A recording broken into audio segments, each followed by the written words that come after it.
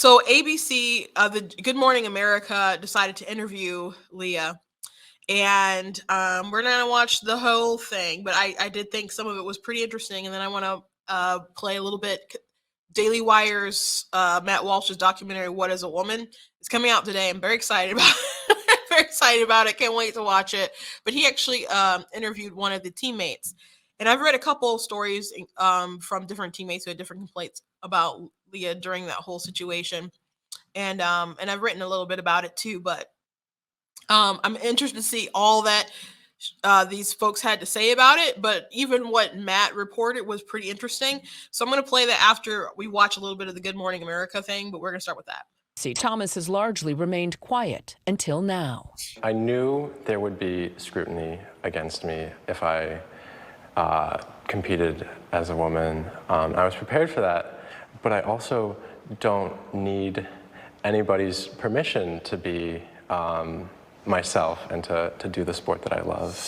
Assigned male at birth, Thomas grew up in Austin, Texas, where she says she fell in love with swimming when she was just 4. But as she grew, she says she felt increasingly disconnected to her body. I didn't feel like I was a boy. I was like, this isn't me, this isn't who I am. Thomas earned. By the way, do we think it's really stupid that a news program is saying assigned male at birth? Male, female, aren't those like biological terms? Like you have the man and woman, you guys want to say is gender, but male and female, isn't that still reserved for like actual biological sexual stuff? So I'm saying assigned male at birth. Is it even by their logic, Leah's still a male? It's all madness. A spot at her Ivy League dream school, UPenn, on the men's team. But by her sophomore year, she says her gender dysphoria left her depressed and suicidal. I was barely going to classes. I could really barely get out of bed, and I said I can't live like this anymore. And I want to be able to do things I enjoy, even if it might cost me my swimming career. Yeah, and that's part of what kept me from transitioning for so long, is I wasn't sure if I could continue swimming and doing the sport that I loved. Thomas began. So, doing things you enjoy, like what? Like taking drugs, like to change your appearance? I don't understand what that was, because he knew there's a risk that he might not be able to compete to swim, but he was swimming before, but he was just losing. He was just losing a lot. Maybe that's the difference. Maybe that's the difference, that you weren't that good compared to your male counterparts. Maybe that's the difference. An HRT, hormone replacement therapy, in May of her sophomore year, 2019. The mental and emotional changes actually happened very quickly. I was feeling a lot better mentally. I was less depressed, and I lost muscle mass, and I became a lot weaker and a lot slower in the water. After following NCAA guidelines of a year of hormone therapy to change gender categories, Thomas started her senior year on the women's team. But her success in the water was met with outrage leading up to the NCAA championships. Her critics say she jumped in the rankings between the men's and the women's team. And there are some who that's not, I mean, the critics mentioned that. That's just a fact. Look at the data and suggest that you're enjoying a competitive advantage. What do you say to that? There's a lot of factors that go into a race and how well you do. And the biggest change for me is that I'm happy. And sophomore year, where I had my best times competing with the men, I was miserable. And so having that be lifted is incredibly relieving. So that's funny. So she's like, hey, your critics are saying that you have an advantage, that maybe you weren't doing so hot before competing against the men, and now you're competing against the women, and now you're killing them. Your ranking has gone from 200% or whatever, and now all of a sudden you're like at number 1. So what do you have to say about that? And he's like, well, I'm happy now. I'm happy now. That's I was sad before when I was losing against the men, and now now I identify as a woman, and now I'm competing against the women, and now I'm winning, and I'm happy. I'm not saying that he's not happy because he's not Lia now. I'm not saying that, but winning feels good, doesn't it? And the fact that he feels happy, is it a good pushback against the criticisms of reality of, hey, you weren't doing too hot there with the men, and yes, you had faster times, but what does it say that your faster times as a man competing against other males, you were still not great in your ranking, but against the women, you're number one, even though you're slower. So that just goes to show you how much of an advantage you have as someone who has benefited from being a male and is still a male. Your body mass and other stuff has changed, but you still have had these advantages that have made your body. I mean, your wingspan, all your bone density, so many things that have made your body superior in this race. Because if there wasn't an advantage in that sort of way, you wouldn't be where you are at the number one spot with the women. So that was just a really, really bad comeback, and they let that go. And allows me to put my all into training. By the way, it doesn't, no, not caring that it's unfair. Not this narcissist, not caring that it's unfair to the women. The response is, well, I'm happy now. Response is, I'm happy now. Just a narcissist. Into racing, trans people don't transition for athletics. We transition to be happy and authentic and our true selves. Transitioning to get an advantage is not something that ever factors into our decisions. If they're not transitioning for a competitive edge, and I'm not saying that's the only reason why they do that, that's not my accusation, but if it's just to be your true authentic self, which, I mean, you were your true authentic self, you're getting hormones and stuff to alter that, but if the goal is just to be a woman, and if that's how you truly are happy, then why can't you live with not competing? Why can't you live with not competing? Or why can't you live with competing still against the men?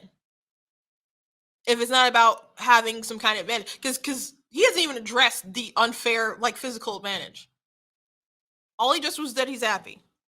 This is madness. You didn't transition to win more medals. No. Thomas quickly became a lightning rod. 16 of her own teammates and some of their parents wrote anonymous letters arguing Thomas posed a threat to women's sports. The women who signed the letter anonymously said that they absolutely supported your right to transition, but they... Okay, so listen to this, because I think he has a good point that he's about to mention. They simply think it's unfair for you to compete against cisgendered women. You can't go halfway and be like, I support trans women and trans people, but only to a certain point, where if you support trans women as women and they've met all the NCAA requirements, then I don't know if you can really say something like that. I agree with that. I think he has a point. I think he has a point. If you're, all these people are like, well, I respect Lia's right to be there, and we'll use the she, and we'll go on with the, his belief that he's a woman will affirm the unreality or the not reality of it all, and where they go along with it just to be kind or because they believe it or whatever, they are feeding into this scenario. And he's like, you can't just do it halfway. Either you support me and what I'm doing and who I am, and on my, if you're using the pronouns, you are affirming the identity of Lia, but now you're gonna say Lia can't compete, even though Lia has met the standards as far as the testosterone levels and other stuff, and you don't want Lia to compete. Is Lia a woman or not a woman? You're addressing Lia like he's a woman. So do you agree or you not agree? I think that raises a fantastic point, because a lot of people want to start be pussyfooting around the issue and try to be like, well, I respect you and I want to be able to, but but you're just continuing to affirm, and it's not just about an individual thing. This person's going out and competing and beating other women. It's not just about you dressing how you want to. It's having other effects. People are changing their licenses. There was a victim who had a statement in the UK, and they amended their statement because they didn't want the victim of sexual assault to misgender their attacker. So this is having other repercussions than just how you identify in your head. So if you're going to write these letters and still be like, Lia is a woman, Lia has this identity, we respect who she is as a trans person, Lia has a point. Lia has a point. So why can't Lia compete if you've given into the idea that Lia is a woman? If you've given into that, I think Lia has a point. Trans women are not a threat to women's sports. That's a lie. While the science on That's a lie. Obviously a threat to women's sports. Obviously a threat to women's sports. transgender athletes is new and evolving, some medical experts say the effects of I think that's pretty much all I want from that interview. I'm going to go ahead and play the Daily Wire video that Matt Walsh posted last night after GMA posted theirs. It was good timing, but it is interesting that they do have a teammate on the documentary. Lia obviously helps us do better, right? Lia's swimming really fast. Lia's performance helps the University of Pennsylvania swim team. The feeling of winning doesn't feel as good anymore because it feels tainted. There was a lot of things you couldn't talk about that were very concerning, like a locker room situation. If you even brought up concerns about it, you were transphobic. If you even bring up the fact that Lia swimming might not. I think the locker room situation is the fact that Lia's junk was out, that the junk wasn't always covered, by the way. Not be fair, you were immediately shut down as being called a hateful person or transphobic. But there's never any conversation. The coaches don't sit everyone down and acknowledge what everyone's really upset about. So Penn actually brought in people high up in the athletic department to talk to us. They brought in someone from like the LGBTQ center. They brought in someone from the psychological services. So you're upset about what's happening, and so you need psychological help. Yeah, and they told us in this meeting, they said, look, we understand there's an array of emotions, but Lia's swimming is a non-negotiable. However, we can help you make that okay. That's what we're here for. So that's crazy. I'm very interested in seeing the rest. Kudos to the Daily Wire for putting this out. There's been another people were saying it's probably the best thing that they've put out, and it's getting some good reviews from at least folks on my side of the aisle who I guess would respect. So I'm sure there's folks on the left who aren't going to be too excited when that drops.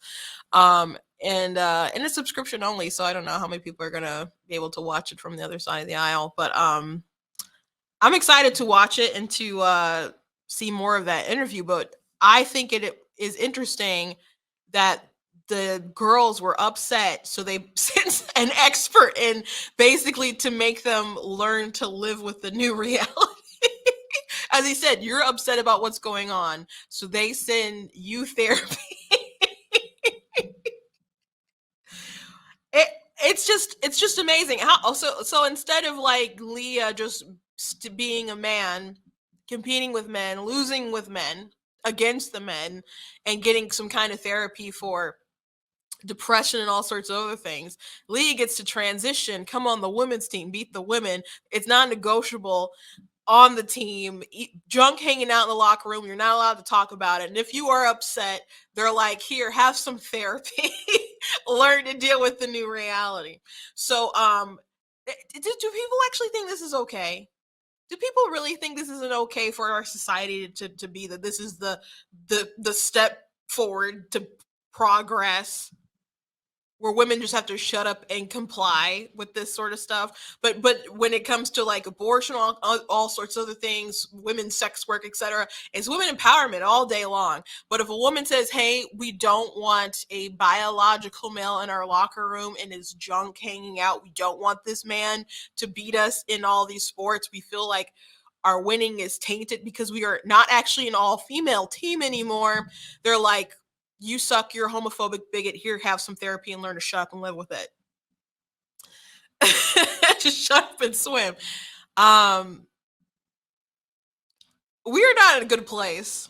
We are not in a good place, and we know that our leaders in authority are just going to make it worse, especially as I already mentioned earlier that certain rules from the Biden administration are going to make it so that they're going to get some funding cut if they do not adhere to the sort of policies and cultural wars that the White House want to push.